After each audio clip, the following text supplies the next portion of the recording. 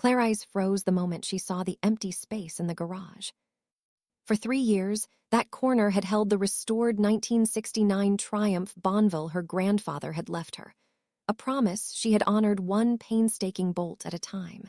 Now there was nothing except a faint outline where the tires had rested. A voice drifted over the fence.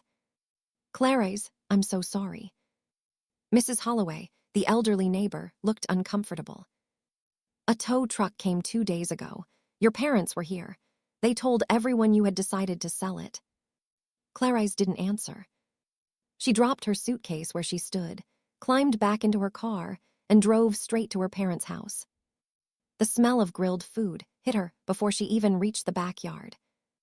Richard Bennett looked up from his chair and grinned. "You're home earlier than expected.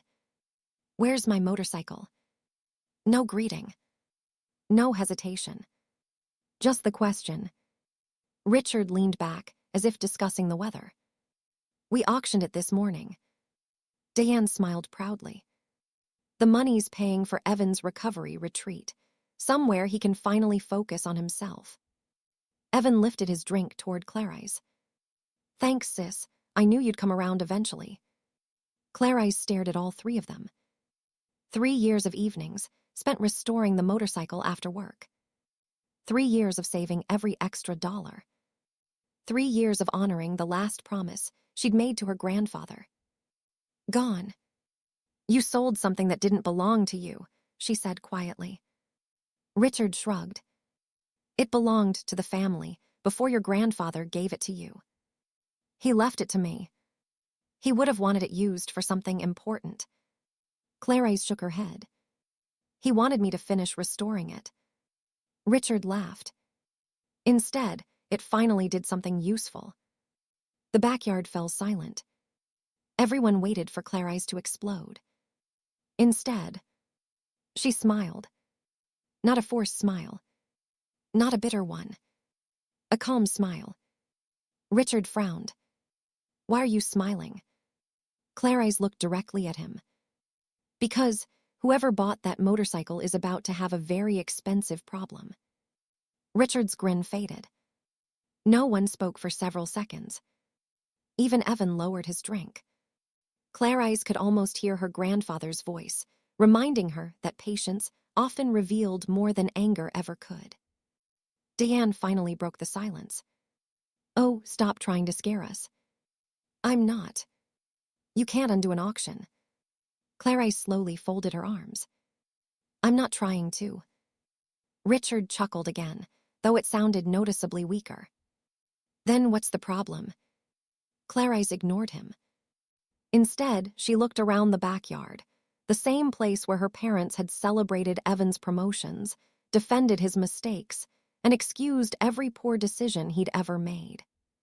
Whenever Evan needed money, Clarice sacrificed. Whenever Evan made promises, Clarice cleaned up the consequences. Whenever something valuable existed, her parents somehow convinced themselves it belonged to everyone except the person who earned it. This time had been different. Months earlier, she'd overheard Richard telling Diane that the motorcycle could solve Evan's latest crisis. Those words had stayed with her. She never confronted them. She simply prepared. Now, standing in front of them, she realized they believed they had won. Richard crossed his arms. "So, planning to call the police?" Clarice calmly pulled out her phone. "No." She tapped one contact. The call connected almost immediately. She listened without speaking. Then a small smile returned. "I understand," she said. "I'll be there within the hour." She ended the call. Richard smirked. "Who was that?" Clarice picked up her keys. "The person representing the buyer." The smile disappeared from Richard's face. "What buyer?" Clarice opened the front gate. Without looking back, she answered. "They've already discovered something's wrong." She closed the gate behind her and drove away before anyone could stop her. The garage had never sounded so empty. Clarice stood in the doorway long after she returned from her parents' house. Dust floated through the afternoon sunlight where the motorcycle had once stood, and every mark on the concrete reminded her of another evening spent rebuilding it. She walked to the workbench. The old shop rag her grandfather always used was still folded exactly where she'd left it. Her fingers rested on it for a moment. "I finished it, Grandpa," she whispered. "I just didn't think I'd have to protect it from my own family." Her phone vibrated. She ignored it. Instead, she let herself remember. 3 years earlier, her grandfather had handed her a rust-covered Triumph with a smile. "Everyone else wants to sell it," he'd said. "You don't." Clarise had shaken her head. "I want to hear it run again." His eyes had lit up. "Then promise me one thing." "What?" "Restore it because you love it, never because someone tells you what it's worth." She had smiled. "I promise." After he passed away, that promise became her routine. Weekdays ended in the garage. Weekends disappeared beneath grease, manuals, and replacement parts. She hunted for original pieces across swap meets and collector forums. Every paycheck seemed to lose a little more to chrome, paint, and engine work. Her parents never understood. Richard often stood in the garage doorway laughing. 3 years on one motorcycle. "It's Grandpa's. It's old metal." Diane agreed. "You could have bought a brand new bike by now." Clarice only smiled and kept working. Some promises couldn't be replaced. Evan never mocked the motorcycle itself. He mocked Clarice. Imagine spending Friday nights polishing bolts. He'd laugh while borrowing money from their parents for another failed business idea. Another investment. Another emergency. Every time he needed rescuing, someone else paid. Usually Clarice. If not with money, then with sacrifice. About 6 months earlier, Clarice had come home unexpectedly one evening. The kitchen window was open. Inside, Richard's voice carried into the driveway. That motorcycle alone could solve Evan's problems. Diane answered quietly. She'd never agree. Richard laughed. "She doesn't have to." Clarice had stopped walking. She never stepped inside. She never confronted them. She simply listened until the conversation ended. The next morning, she called her insurance representative. Then she contacted a respected motorcycle restoration specialist. Finally, she met with an attorney who specialized in collector vehicles. She told no one, not even her closest friends. From that day forward, every important restoration document disappeared from the garage. Every original authentication record went somewhere only she knew. And little by little, other things quietly disappeared as well. Back in the present, Clarice locked the garage and drove toward her parents' house one last time. She didn't go inside. Instead, she waited across the street until Richard walked outside to retrieve the mail. She lowered her window. "What auction handled the sale?" Richard smiled smugly. "Why?" "So I know where my motorcycle went." "You don't need to know. It wasn't yours to sell. It wasn't yours to keep." Diane appeared beside him. "Oh, Clarice." She folded her arms. "You always recover." Then she nodded toward the house, where Evan was packing expensive luggage. "Evan needs this opportunity more than you need an old motorcycle." Clarice looked at her brother. He didn't look like someone preparing for recovery. He looked like someone preparing for a luxury vacation. Without another word, Clarice drove away. 5 minutes later, she pulled into a quiet parking lot. She stared at one name saved in her contacts. Then she pressed call. The line rang once. A calm voice answered. "Ms. Bennett." "Yes." There was a brief pause. Then the man spoke words that made Clarice close her eyes. "I'm glad you called." Another pause. "The buyer just contacted us. The buyer is demanding answers." Those were the first words Clarise heard when she stepped inside the prestigious Harper and Whitmore Collector Auction House. The representative who had called her, Michael Lawson, met her in the lobby. "You were right to come immediately." Clarise nodded. "They verified the motorcycle." "They tried." He gestured toward a conference room. The verification stopped after 20 minutes. Clarise followed him without another question. Inside, a sharply dressed man paced beside the conference table. The moment he saw Clarise, he stopped. "You own the Triumphs." "I do." He extended his hand. "Victor Hall." "The buyer." Clarise shook it. "I'm Clarise Bennett." Victor looked exhausted. "I paid collector pricing because your motorcycle was advertised as a documented, numbers-matching restoration." "I know. But something doesn't add up." Clarise remained calm. "I suspected you'd discover that."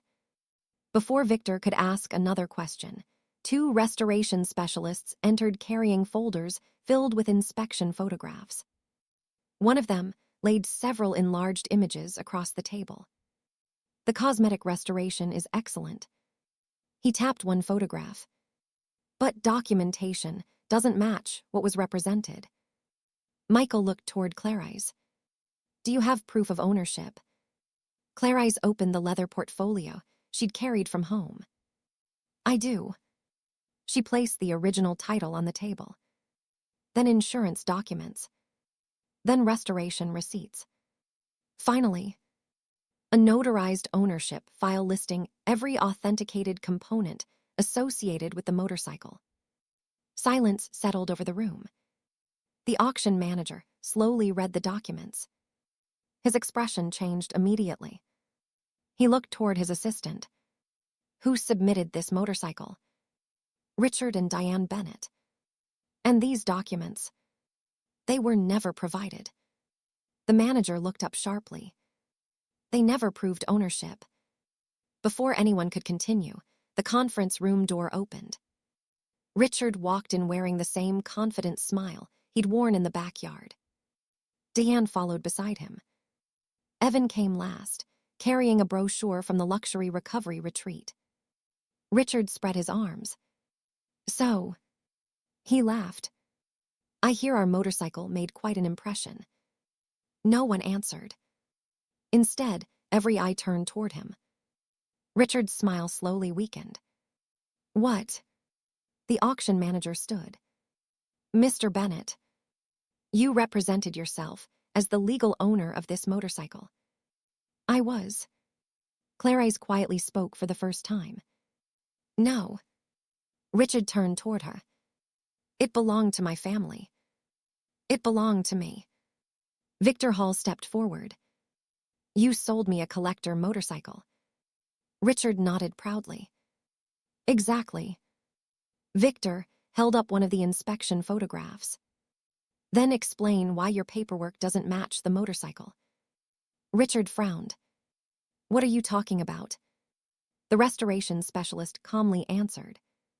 "The motorcycle presented for sale cannot currently be authenticated as advertised." Richard laughed nervously. "That's impossible. I watched her rebuild it." The specialist nodded.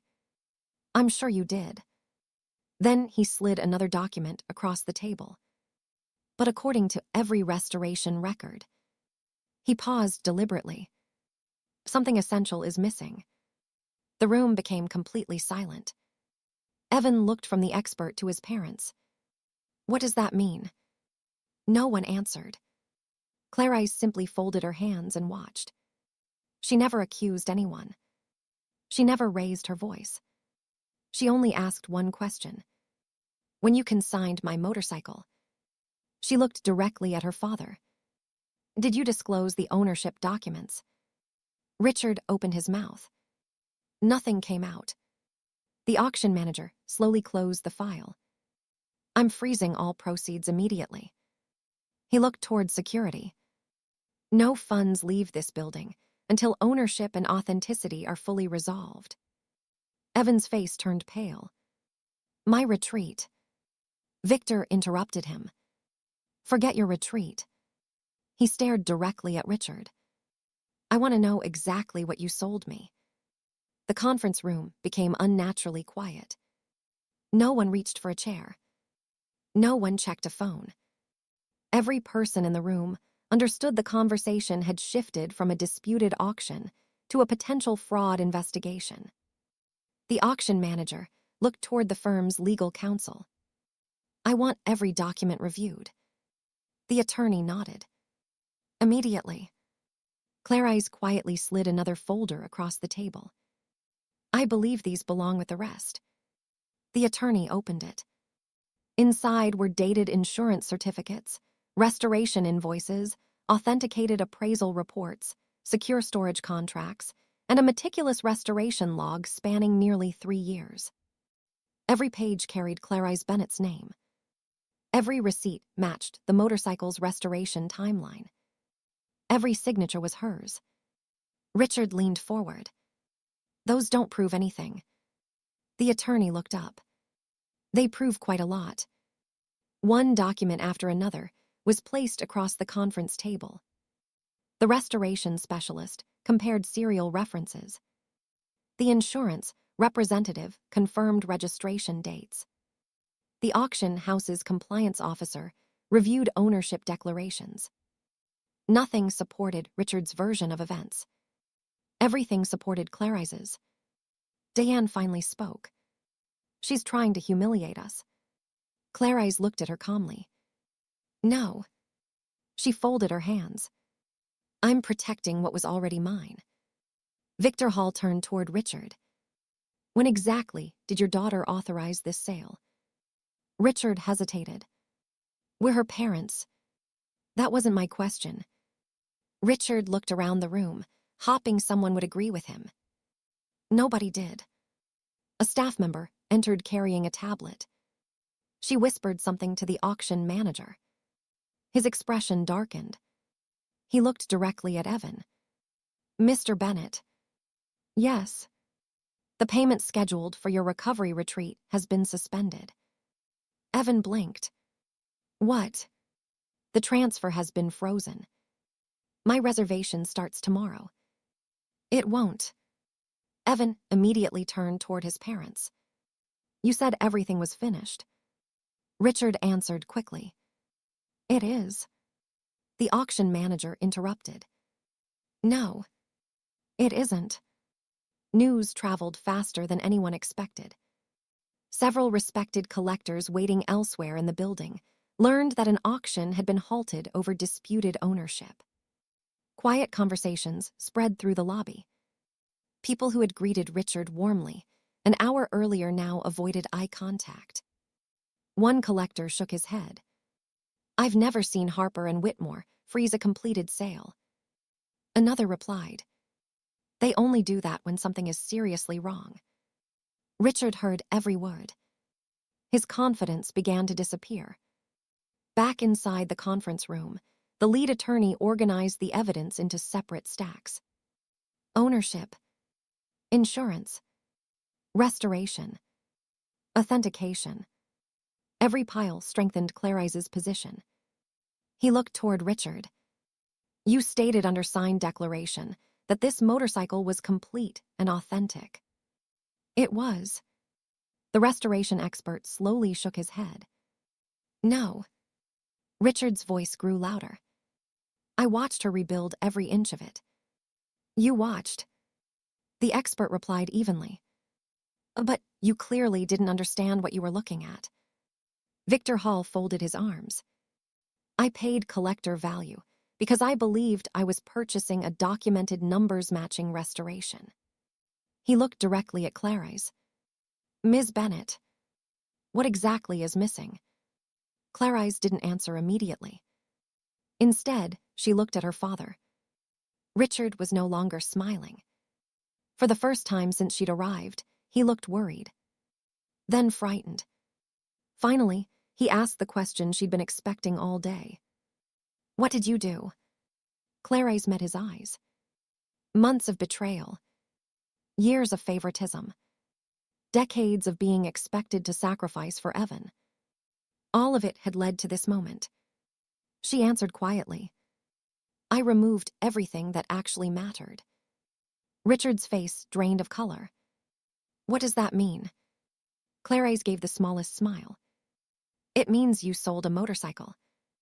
She paused, without the parts that gave it its identity. Before anyone could ask another question, the lead attorney reached into his briefcase. He removed one final sealed evidence folder. Without saying a word, he placed it in the center of the table. Every eye fixed on it. No one moved. The lead attorney broke the seal on the evidence folder. He removed several photographs, a certified inventory, and a thick packet of notarized documents. He spread them carefully across the conference table. This, he said, answers every remaining question. Richard leaned forward. His confidence had vanished. What is all this? The attorney looked at Clarise. Ms. Bennett. She nodded once. It's time. Clarise stepped to the front of the room. 6 months ago, I overheard my parents talking about selling my motorcycle. Richard immediately interrupted. That's a lie. Clarise didn't even look at him. I didn't confront them. I didn't accuse them. I simply accepted that if they were willing to discuss selling something that wasn't theirs. She paused. I needed to protect it. The restoration specialist slowly smiled. I wondered why someone would go to this much effort. Clarise continued. I contacted my insurance company. She pointed toward one document. I hired a collector vehicle attorney. Another document. I consulted restoration experts.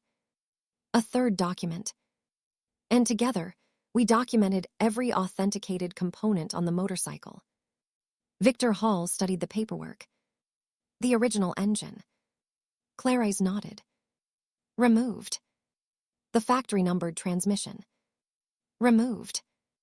The authenticated frame identification components. Removed. The original serialized restoration parts. Also removed. The room fell silent again. Richard stared at her. You took the motorcycle apart. I protected the parts that gave it value. The restoration specialist spoke next. To most people, the motorcycle looked complete. He pointed to the inspection photographs. But for serious collectors, he tapped another page. The matching original components are everything. He looked directly at Victor. What you purchased was a beautifully restored shell. Victor slowly closed his eyes. So the investment value was never transferred. Clarise opened another folder. The original components have remained inside a climate-controlled secure storage facility under my name the entire time. She slid the storage agreement across the table. The auctioned motorcycle could never legally become the collector motorcycle it was advertised to be. The attorney added calmly. And these documents establish that Ms. Bennett never authorized the sale. Richard suddenly pushed back his chair. You set us up. Clarise finally looked at him. No. I prepared for exactly what you chose to do. You wanted your brother more than your grandfather. I wanted to keep both. You forced me to choose. Clarise shook her head. No. You made that choice yourselves. Diane's shoulders sagged. We were trying to help Evan. Clarise answered quietly. Helping someone doesn't require stealing from someone else. For the first time all afternoon, Evan spoke without arrogance. I didn't know you never agreed. Clarise looked at him. You never asked. Evan lowered his head. The brochure for the luxury recovery retreat slipped from his hand onto the floor. The auction manager stood. Effective immediately. He looked toward Victor. This sale is rescinded. Victor nodded. I want my funds returned. You'll receive a full refund. The manager turned toward Richard and Diane. Our legal department will pursue reimbursement for every expense resulting from this fraudulent consignment. Richard's face turned pale. Our legal fees. The attorney finished the sentence for him. Will become your responsibility if the court reaches the same conclusion these documents support. Neither Richard nor Diane had another argument.